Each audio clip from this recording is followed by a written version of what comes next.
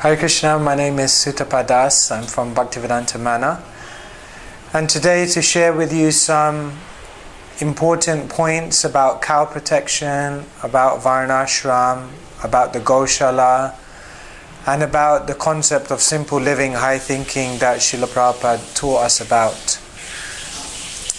First very interesting thing is that when Srila Prabhupada was visiting London, and when the devotees were driving him from the airport and they were driving towards Bhaktivedanta Mana, the first question that Srila Prabhupada asked the driver, he didn't ask about the deity worship, he didn't ask about the Sankirtan book results, he didn't ask about how many devotees were at the temple. The first question that Srila Prabhupada asked when he got into the car was, how are the cows? And therefore we can see that the cows and the protection of the cows was something that was very, very important to Srila Prabhupada. In fact, Srila Prabhupada named Bhaktivedanta Mana, another name he gave was New Gokul. Of course we know Gokul is the place where the cows are protected. So from many, many years ago, a Goshala was established at Bhaktivedanta Mana, and that Goshala is functioning even today. About 10 years ago at Bhaktivedanta Mana, the devotees invested over £2.5 million to build a new Goshala.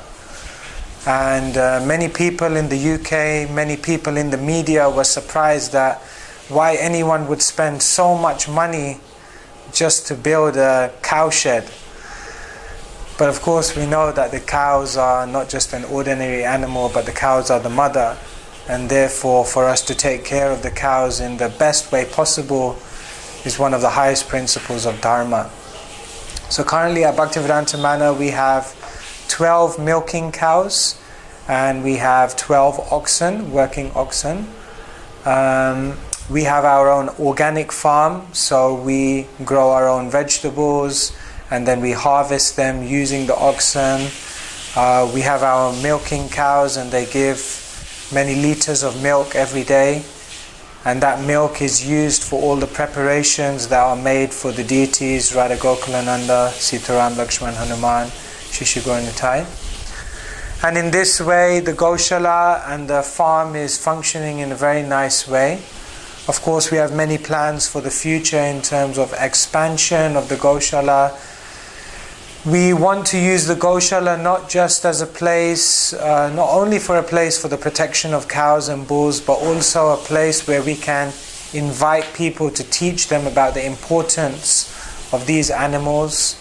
Of course in the UK today and around the world we see that cows, after they stop giving milk, are slaughtered, and oxen are also similarly used for meat. So we want to educate the world in the importance of these wonderful sacred animals of Krishna. So that's what we're trying to do at Bhaktivedanta Mana. In today's day and age, sometimes people feel that Sankirtan, Harinam, book distribution, this is really what ISKCON is all about. This is what our movement is about.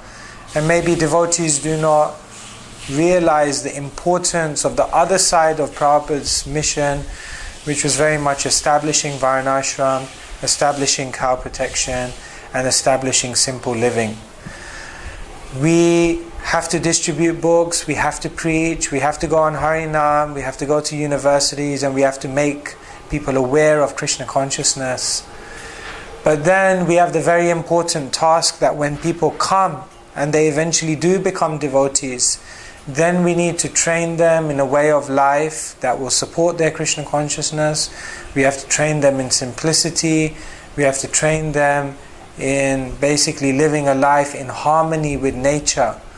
Because unless someone is able to do these things, it will be very difficult for them to cultivate their Krishna consciousness. And also as ISKCON, we have to show and provide to the world a different model of community, a different model of living, an alternative to the urban way of living that the world is going down. And in order to do that, we need to establish farms, cow protection projects, and very much establish simple living, high thinking. So this is a very, very important part of ISKCON's contribution to the world.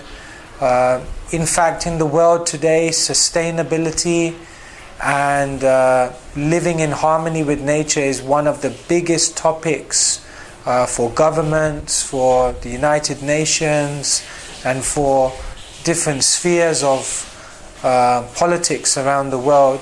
And therefore, having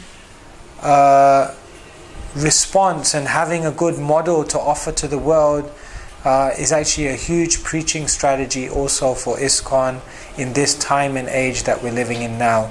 So cow protection, Varnashram, simple living, high thinking, these are incredibly important areas, and we very much thank the devotees and offer our obeisances to the devotees who are putting so much effort and energy into developing this aspect of ISKCON. Hare Krishna. Thank you, Prabhu. So you touched the point about simple living and high thinking. Now, we know Srila Prabhupada used to say that produce what you need. Use what you produce and produce what you need. Some devotees may argue that it's not really simple when you dig the ground or taking care of the cows. It's more simple just to buy from the shop. The vegetable that we get, you just work, get the money and buy from the shop. The milk also like that. So how does that relate to simple living and high thinking? Because some devotees argue that we need to keep some time to go and preach outside, rather than spending a lot of time in the field, in the farm, and it's kind of wasting so much time. Yes. So how would you address this point? Okay. So the first thing is that when it comes to Varnashram, different devotees are doing different things. That's the basis of Varnashram. So one section of devotees will be doing farming, will be working the land, will be growing vegetables. It doesn't mean everyone has to do that all day and there's no time left for preaching. But it does mean that we have to have some devotees who are doing that so that the other devotees can be freed up to preach and do other things. So the first thing we should understand is that Varnashram is about working together and different devotees working on different things. Now, some may say, well, why do we even need to have a section of people doing farming? Because we can just buy food from the shops.